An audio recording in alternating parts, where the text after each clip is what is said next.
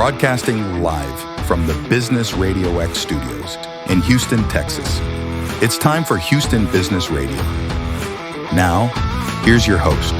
Hello, Houston. Trisha Stetzel here, bringing you another episode of Houston Business Radio. Today's guest is Tim Hewson, co-founder and CEO of uslegalwills.com. He has an online service that removes the barriers to writing a will and other estate planning documents, which is amazing. I'm so excited to have you on. He's originally from the UK and now residing in Canada. Tim built the Legal Wills company from an idea way back in 2001 and has built that into a service that now operates in Canada, the US, and South Africa. To date, over 500,000 people have written their will using this service at Legal Wills. Tim, welcome to the show. Thank you very much, Trisha. I'm delighted to be here. I'm so excited to have you on today. So let's start with this. Tell us a little more about Tim, and then I'd like to know what happened way back in 2001 and how you started this business. Okay, a short history of me, because that's probably not the most interesting part of the conversation.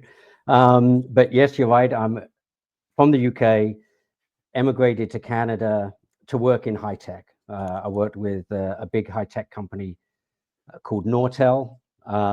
It was a darling of the tech industry back around 2000, and then had a dramatic fall from grace. So any of your younger viewers and listeners may never have heard of it, but it's worth reading up about what happened to Nortel, the Nortel story. But when I was working at Nortel, we kind of knew that the Nortel wasn't going in a good direction at that time, but we used to go out for drinks after work regularly. A crowd of us would go out every Friday. And one time we did our regular weekly after work debrief, and somebody brought up the topic of, you know what, I don't have a will. This person had children, they had a job, they had a house. And we went around the table. There were 15 of us around the table, and not one single person around the table had a will.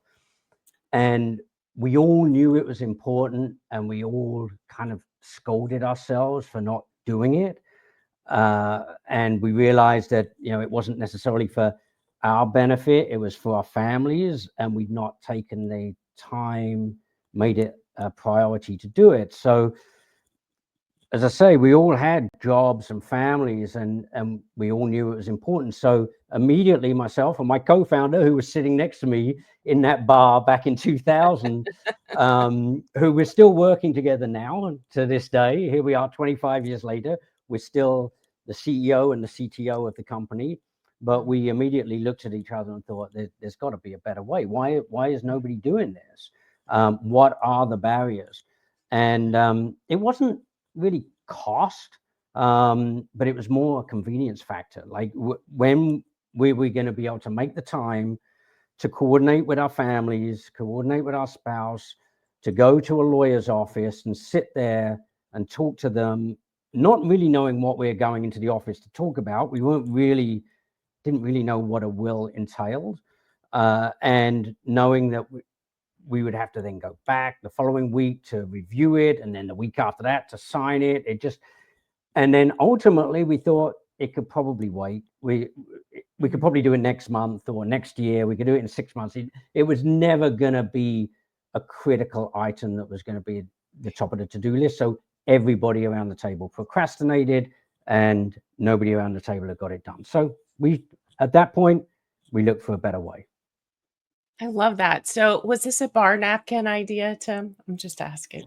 It was, yeah, absolutely. Because it really was back in that time. I mean, people were putting a lot of things online, like traditional practices. It was a bit of a time, a dot-com boom for coming up with an idea. And back then, it's a bit of a nostalgia trip, but back then it was like all of the Super Bowl commercials were .coms. Right? They'd all had like crazy funding, and it was like, I remember there was pets.com. Like there was a lot of these businesses who were worth, $500 million and didn't really have a business plan.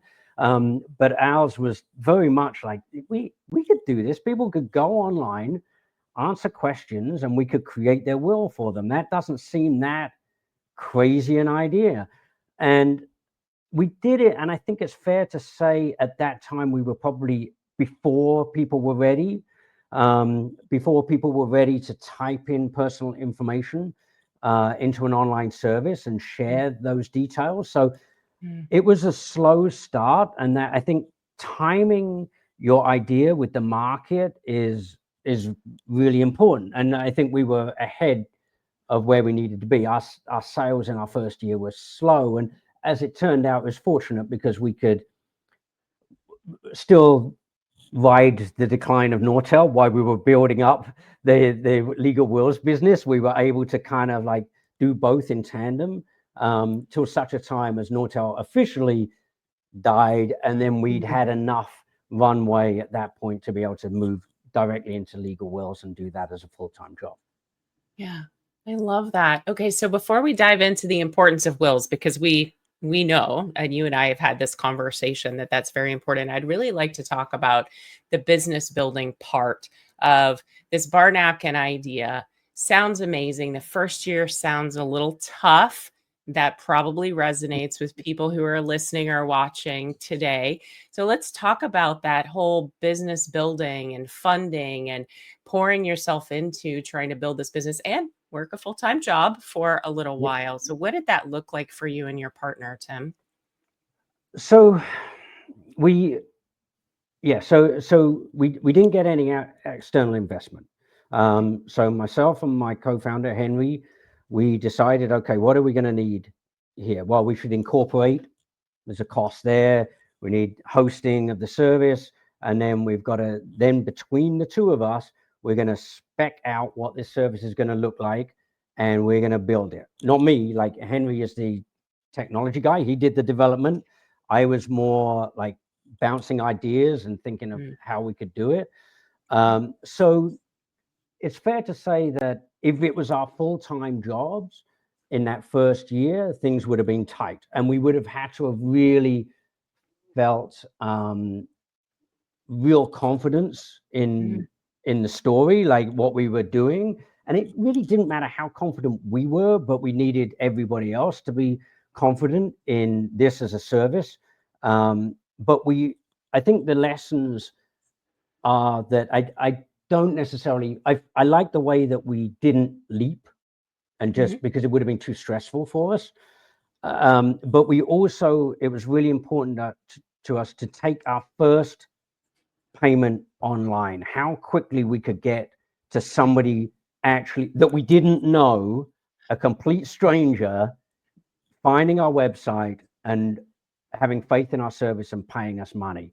And that's always, and I have a pet peeve about getting investment and then looking for an exit. I don't like that. Like, we never, ever went into this business thinking, how are we going to exit? And like, to me, like if I was starting a butcher shop around the corner, nobody would ask me of my exit strategy, right? It's a business, and we're running a business. And so we always put revenues back into the business. And since the very early days, we've been revenue positive, cash flow positive. We've never taken a loan, and we've never sought outside investment. So here we are 25 years later. I own half of it, Henry owns half of it, and we still pull the money out of it when we need it. Okay. Would you do it the exact same way all over again, Tim? I think we could have built faster. So there's two paths you can get. We could have hired, 6 software developers, 5 marketers, and been faster. And we probably would have accelerated our revenues faster. And we've certainly seen other businesses coming in with investment who have managed to do what took us 8 years. They can do it in 10 months or a year. So would I have done it? I think given my personality, Henry's personality, we are risk averse. We're not ones for taking a flyer, and we're not one. We like our autonomy, that we're not answering to any outside investors. We can make our own decisions. So there's a lot to be said for it. But there's pros and cons. So would I think I would have done it the same way, but I sometimes wonder. Yeah. Okay. So here we are 24 years later. What's the secret sauce to business longevity? The number one is getting a good business partner who you really like and get along with, and respect each other's what each other bring to the table.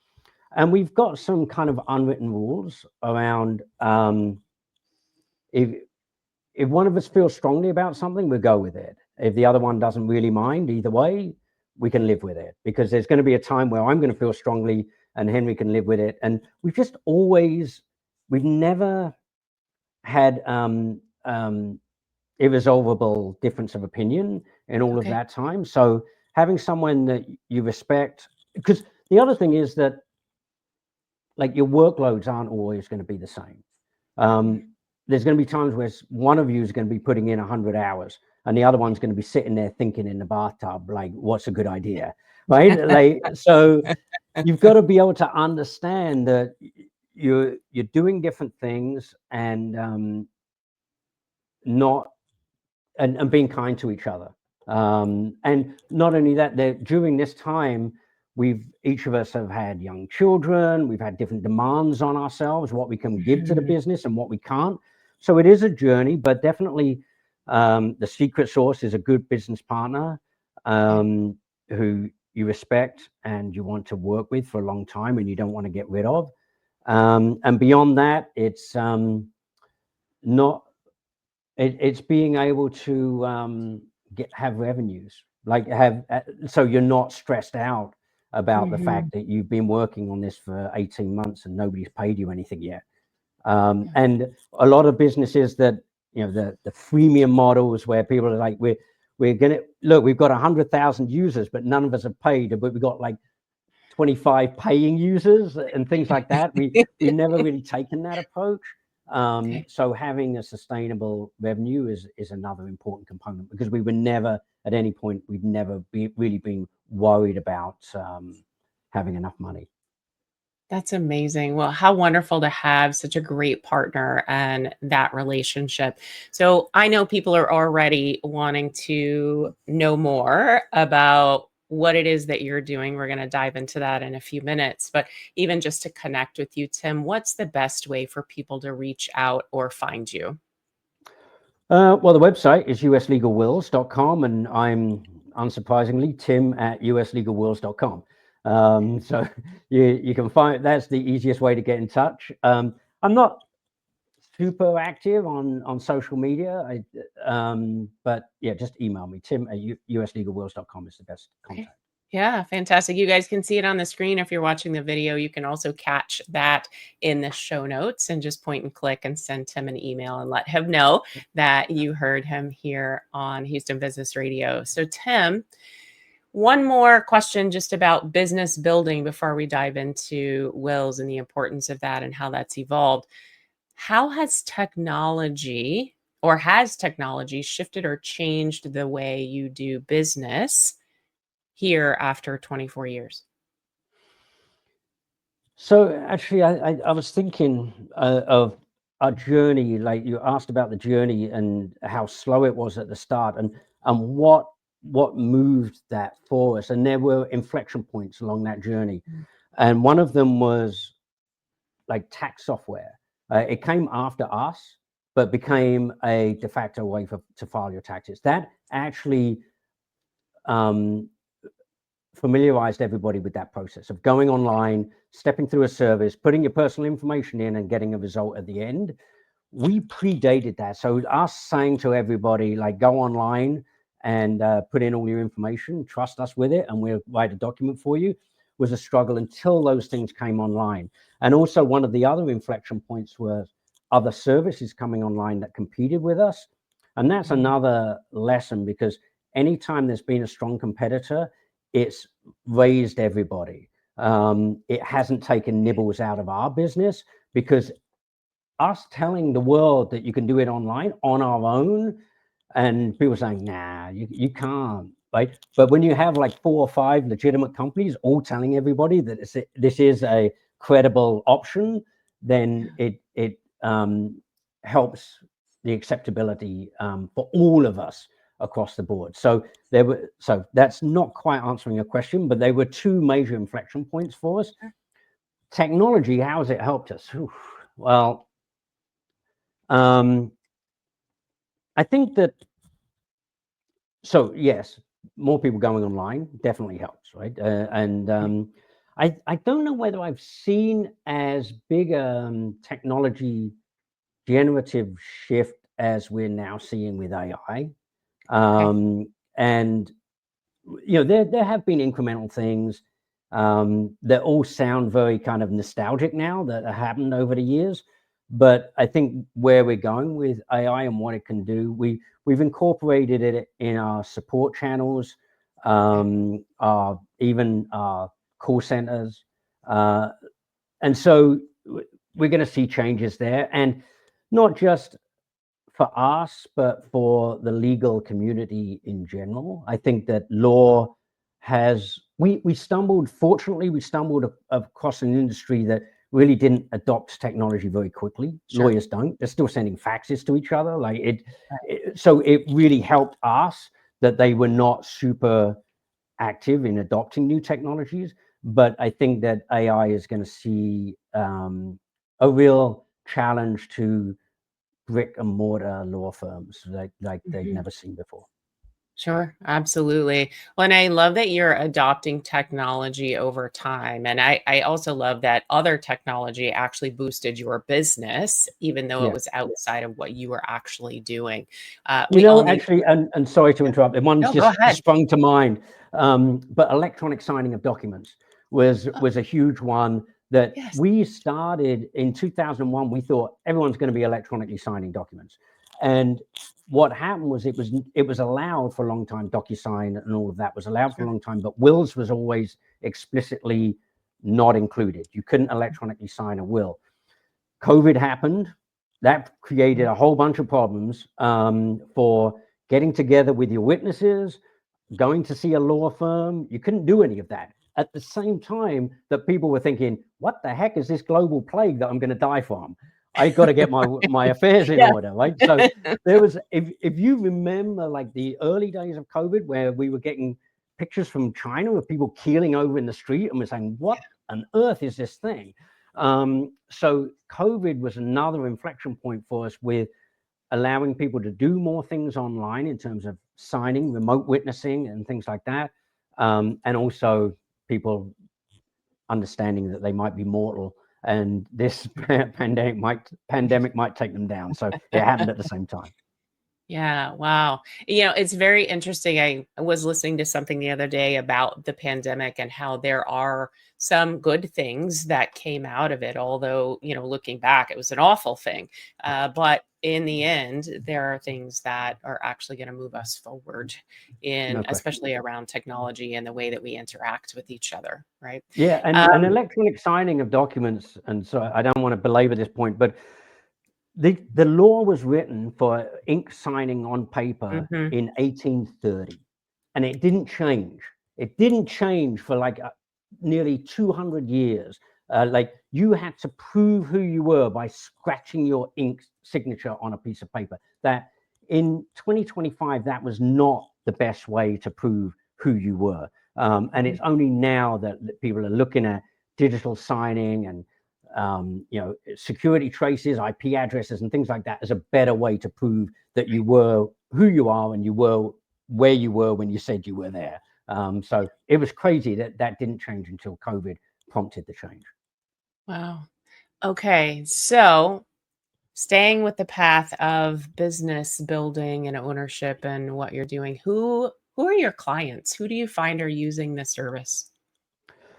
Ultimately, we're individuals are writing their wills. So we do some like B2B partnerships who are then trying to provide the service for their employee benefits program or something like that. So they're saying everyone should have a will. Here's a great option for doing it. So some of our business partners are trying to do it for employees or clients as well. But ultimately, it's individuals over the age of 18 or 19.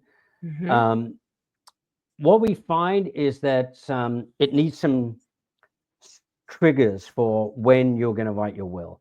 And those triggers could be, I've just dealt with an estate where the person died without a will. That was a nightmare. I'm not going to let my family go through what I've just been through. That's certainly one that happens. And then it's people who, I'm going into surgery like 9 o'clock tomorrow morning. I got to get my will written. I need it right now. So hopefully it's not those situations, and it's more people who are understanding that they are getting adult responsibilities, they're getting married, they're having children, they're buying a house, they're getting a job, and they realize that writing a will is a part of adult financial planning.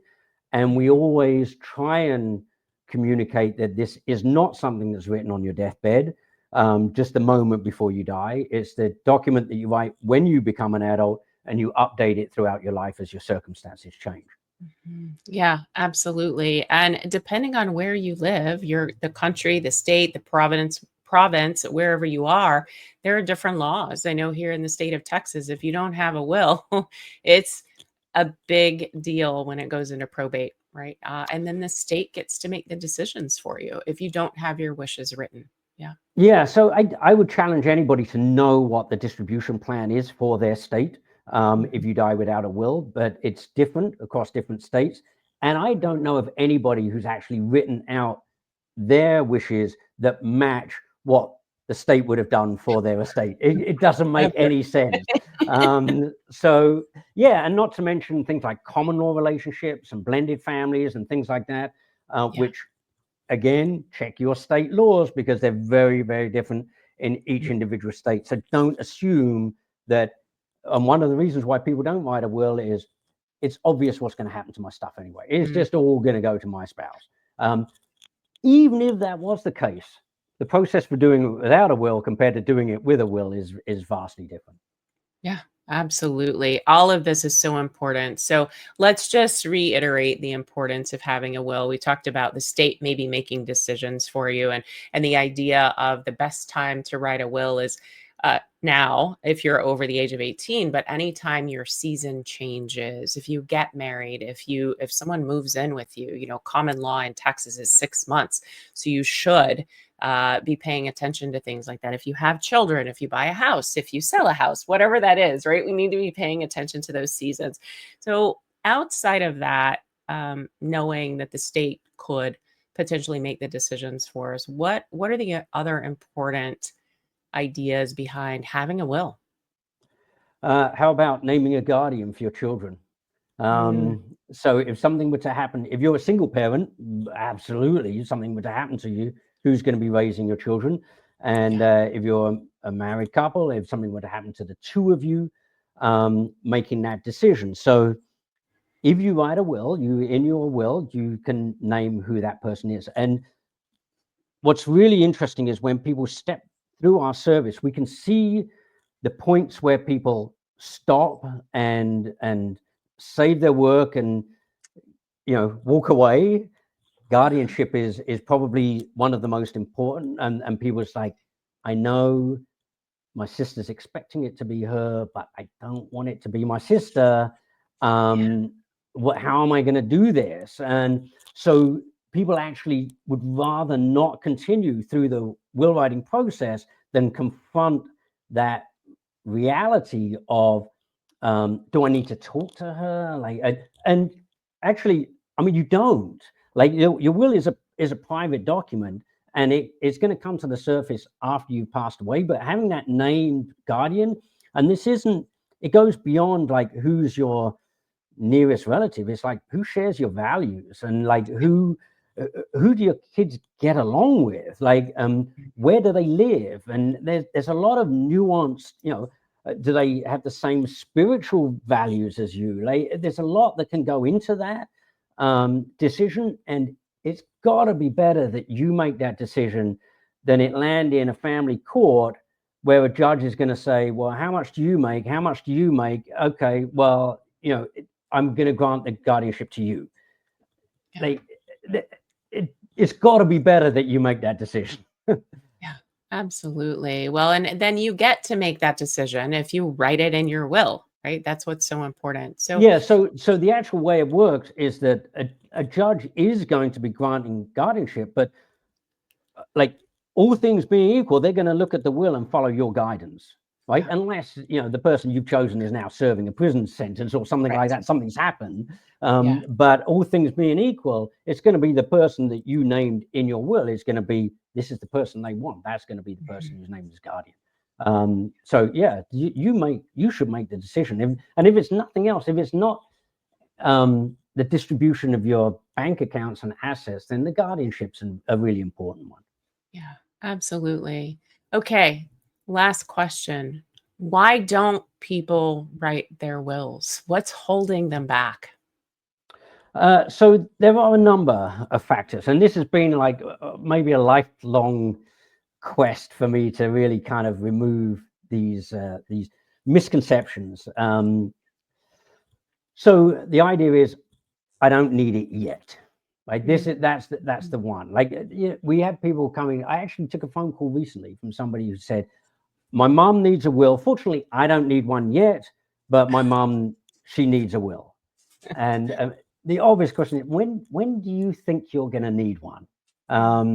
Because it can't be when the bus is coming around the corner about to hit you. And oftentimes, the number of times that people say, like, my mother, she's in a care home, she's 98, she needs a will. It's like, you've left it too late. She doesn't know like what she's doing at that point. So the idea that I don't need it yet doesn't make any sense, because you're going to write it once. And this is what online services changed, because I think before, when people wrote it with a traditional lawyer and it was costing them $1,200, and it's like, I don't want to have to do this once. So I'm going to wait until my life has settled down, and nothing's going to change. So your life never settles down. So it never reaches a point of stasis where you can say, now I can get my will written.